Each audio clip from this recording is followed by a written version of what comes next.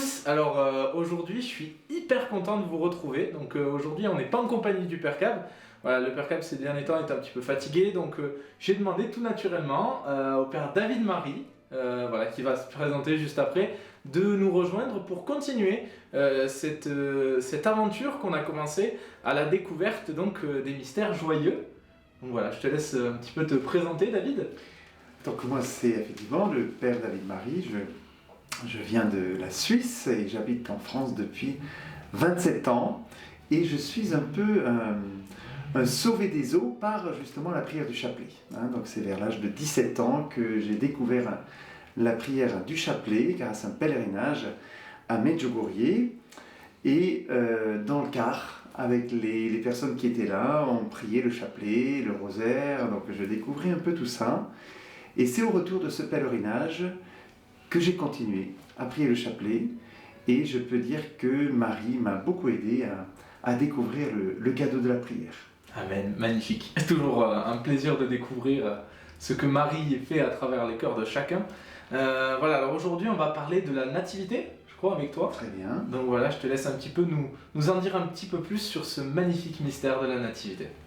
Voilà, simplement comme petit rappel, quand on prie le chapelet, en fait, on médite la vie de Jésus avec la Vierge Marie. Donc tous les moments les plus importants, les moments clés de la vie de Jésus et donc du coup de l'histoire du salut, c'est-à-dire de notre salut, eh bien nous le contemplons, nous le méditons avec la Vierge Marie. Et quand on médite les mystères joyeux, qui sont d'ailleurs pas toujours joyeux, un peu comme nous on pourrait parfois l'entendre, ils sont profondément joyeux, mais qui aussi parfois sont marqués par le mystère de la croix, par le mystère de la souffrance. Eh bien à travers ces 5 mystères joyeux, nous voyons tout ce qui s'est passé autour de l'enfance de Jésus depuis sa conception miraculeuse, donc le jour de l'Annonciation, la visitation auprès de la cousine de Marie, et aujourd'hui donc la Nativité. Nous verrons ensuite, plus tard, la présentation de Jésus au temple quand il aura 40 ans et le recouvrement de Jésus au temple quand il a 12 ans. Donc, dans la Nativité, nous contemplons le grand mystère de l'incarnation. Le 25 décembre, bien sûr, ça s'est déjà réalisé le 25 mars, justement le jour de l'Annonciation, où Marie dit oui à l'ange Gabriel, elle dit « Voici la servante du Seigneur, que tout se passe pour moi selon ta parole. » Mais ce mystère est resté caché dans son sein virginal. Et évidemment, petit à petit, on a vu que Marie porte en elle la vie, mais c'est vraiment le jour de Noël où ce mystère est révélé, manifesté à toute l'humanité. Et alors quand nous prions cette dizaine, en contemplant Marie qui donne naissance à l'enfant Jésus, eh bien nous regardons tout d'abord ce qui se passe entre la maman et l'enfant. Une maman qui donne naissance à son enfant, évidemment c'est une vie extrêmement fragile qui est mise entre les mains de sa maman. Et là, c'est d'autant plus saisissant que Marie sait très bien d'où vient cet enfant, que c'est son enfant, et en même temps, c'est tellement plus que son enfant. À la fois si fragile, et en même temps, le Fils de Dieu. Et alors, moi j'aime beaucoup, bien sûr, aussi contempler Marie qui donne naissance à l'enfant Jésus, et l'Église nous enseigne, donc on le voit sur les icônes, que Marie est vierge avant la naissance de Jésus, pendant et après. Les 3 étoiles sur les icônes nous indiquent cette virginité de Marie, donc y compris pendant la naissance. Alors physiquement, évidemment, c'est impossible. Comment Jésus peut quitter le sein maternel alors que Marie reste vierge? Vous voyez, je crois que ce qui est important de retenir surtout, c'est que Marie n'a pas souffert le jour où elle a donné naissance à l'enfant Jésus. C'est là une vérité, si vous voulez, plus de foi, plus théologique. Il faut bien comprendre ce que je dis là. Par contre, il y aura aussi pour Marie les jours où elle va enfanter dans les douleurs. Eh bien, ça sera au pied de la croix. Quand elle sera à côté de Jésus, au moment où Jésus enfante l'Église qui est encore toute petite, il y a juste la Vierge Marie et Saint Jean qui sont là pour profiter, entre guillemets, du cœur de Jésus qui est ouvert et qui fait jaillir l'eau et le sang. Eh bien, à ce moment-là, Marie, debout, courageuse au pied de la croix, elle enfante, non pas son fils cette fois-ci, mais l'Église dans les douleurs. Donc il y a un lien très fort, vous voyez, entre cet enfantement où Marie donne naissance à Jésus qui est le Fils de Dieu, qui se fait sans douleur parce que c'est une conception miraculeuse, une naissance miraculeuse, et ce lien avec le moment où Marie enfante, enfin où Jésus enfante l'Église, mais où Marie participe cette fois-ci dans les douleurs. Donc nous contemplons Marie qui donne naissance à l'enfant Jésus et qui n'avait pas d'endroit pour s'abriter, si ce n'est donc cette grotte, ce lieu où il y avait les animaux, je ne sais pas exactement. Et j'aime beaucoup aussi penser à Saint Joseph. Vous voyez, moi je ne vois pas Saint Joseph comme un vieillard qui est là un peu avec sa petite fleur, avec son lys dans un coin et qui regarde de loin.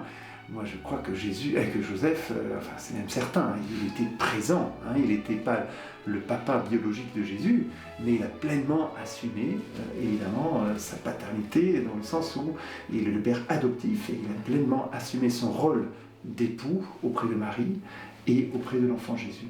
Et donc, une fois que Jésus est couché dans la mangeoire, sur la paille enveloppée de l'ange, on voit Marie et Joseph qui contemplent, qui s'émerveillent, qui remercient le Seigneur pour ce grand cadeau. Alors, ils n'avaient pas trop le temps ensuite de rester en contemplation, parce qu'assez vite arrive le berger, et après ça n'arrête pas.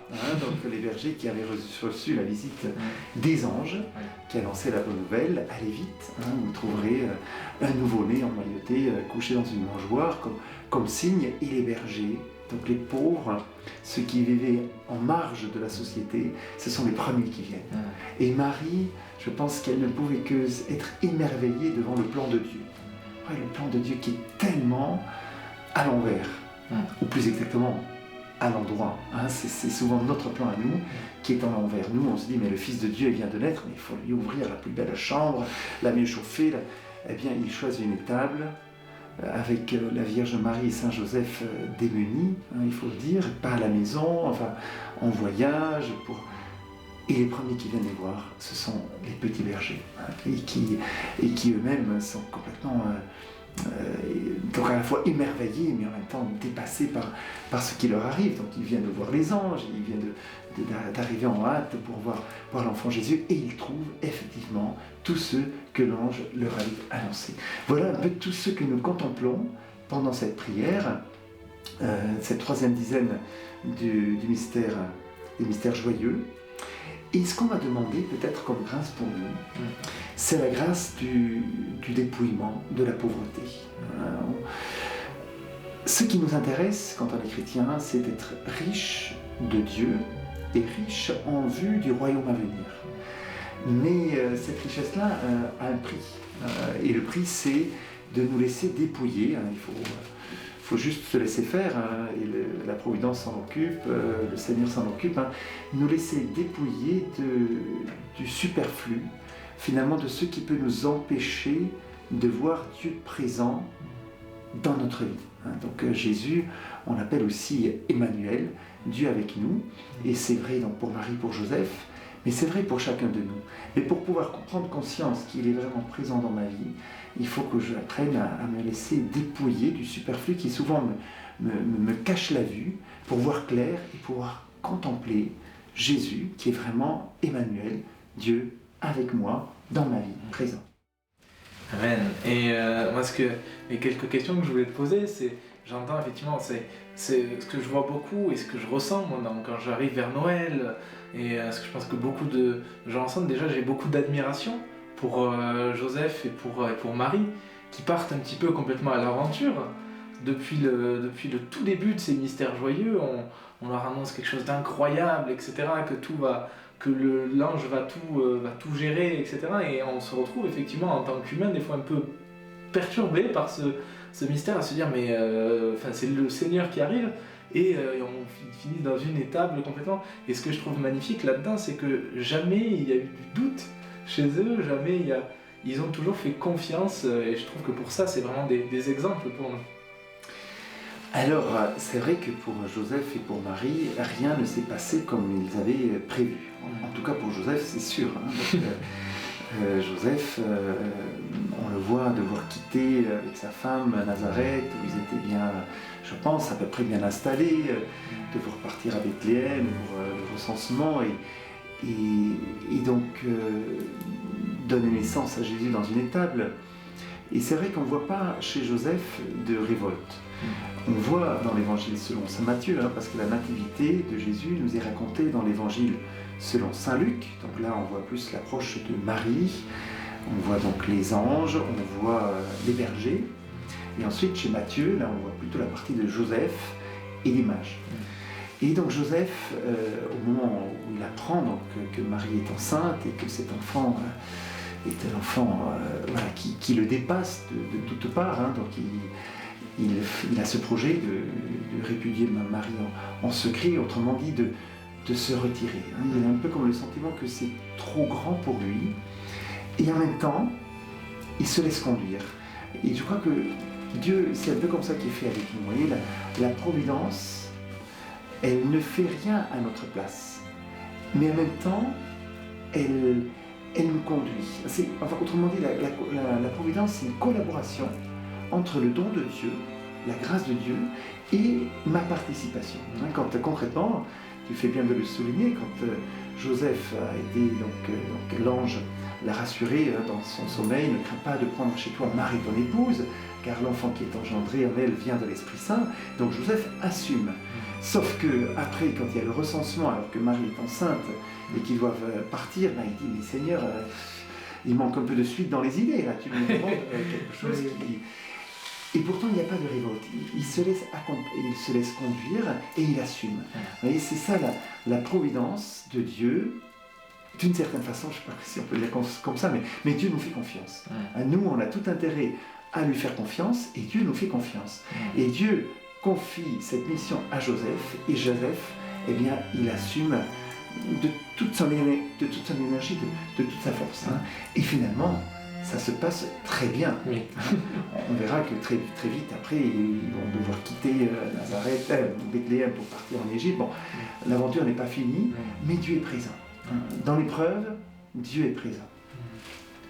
Un peu pour terminer un petit peu ce petit temps d'échange, ce que je vois aussi, c'est effectivement, donc il y a cette confiance, et puis il y a cette, comme tu disais, cette belle collaboration. Je trouve qu'en fait, on a de plus en plus aujourd'hui dans l'Église à être acteur. C'est-à-dire qu'on a souvent tendance à dire, et moi le premier à dire, j'attends un petit peu que ça se passe, je prépare pas trop mon avant, j'attends que ça se passe, j'attends que tout me tombe sur le bout du nez. Et en fait, on a tendance un peu à oublier le fait qu'on doit profondément être acteur de l'annonce de tout ça. Et ça vient beaucoup nous questionner sur notre question missionnaire. C'est-à-dire, comment est-ce qu'on se prépare intérieurement à annoncer la venue du Christ aujourd'hui. Alors, je pense que c'est très très précieux tout ce que tu partages là, c'est que on pourrait avoir une sorte d'approche de la providence, vous voyez, qui n'est pas la providence de Dieu, qui touche effectivement un peu à la paresse, ou alors on dit mais de toute façon tout est déjà écrit. Non, ma vie n'est pas écrite, elle est à écrire. Et la providence, justement, vous voyez, c'est un peu l'image du tricotage. Enfin, je ne sais pas tricoter, mais il faut 2 fils. Enfin, voilà, c'est Dieu qui agit et c'est moi qui agis. Et moi, effectivement, j'aime beaucoup contempler la complicité entre Saint Joseph et la Vierge Marie. Vous voyez, Marie, elle fait sa part, entre guillemets, et Joseph fait la sienne. Et c'est très beau, vous voyez, c'est pas parce que Marie est la mère de Dieu qu'elle dit, écoute, moi ça va, j'ai besoin de rien. Non, elle a besoin de Joseph, et vraiment. Et Joseph, évidemment, il est émerveillé devant ce qui se passe entre la Vierge Marie et l'enfant Jésus. Enfin, tous les deux, ils sont vraiment au service du salut, ils sont acteurs, et comme tu le soulignes très très bien, hein, cette bonne nouvelle nous est confiée pour que nous la fassions fructifier. Marie a tout reçu, mais Dieu n'a rien fait sans elle. Hein, c'est ça qui est beau. Il lui fait la proposition, donc dès le départ, et Marie dit « Voici la servante du Seigneur ». Vous voyez, dès le départ, ça se passe entre Dieu, entre la Vierge Marie, et c'est vrai pour chacun de nous. Hein, donc du coup, contempler Joseph et Marie, se laisser interpeller par Dieu qui intervient et de prendre les choses en main, nous montre vraiment comment Dieu agit dans notre vie. Complètement. Voilà, ben, merci David pour... merci Seigneur. Merci Seigneur d'avoir... merci Marie. Et merci Marie. Tout est lié. Tout est lié.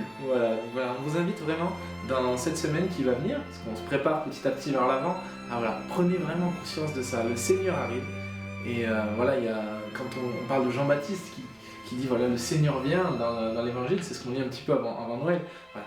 Je vous invite vraiment à, on essaye de vous inviter au maximum sur cette chaîne YouTube, voilà, vous êtes capable, tout le monde est capable d'être missionnaire, est capable petit à petit dans son cercle d'amis, voilà, est capable d'annoncer, mais pour ça il faut se préparer vraiment. Donc voilà, on vous invite vraiment à continuer à méditer, d'autres vidéos vont sortir pour vous aider petit à petit à méditer, voilà, il y a une quotidienne qui va peut-être sortir dans les prochains jours. Il faudra rester connecté. Et voilà, donc on vous invite vraiment à continuer à vous nourrir pour au mieux pouvoir répandre la mission du Christ. Voilà, on vous dit à très bientôt et à la semaine prochaine. Et voilà, soyez bénis.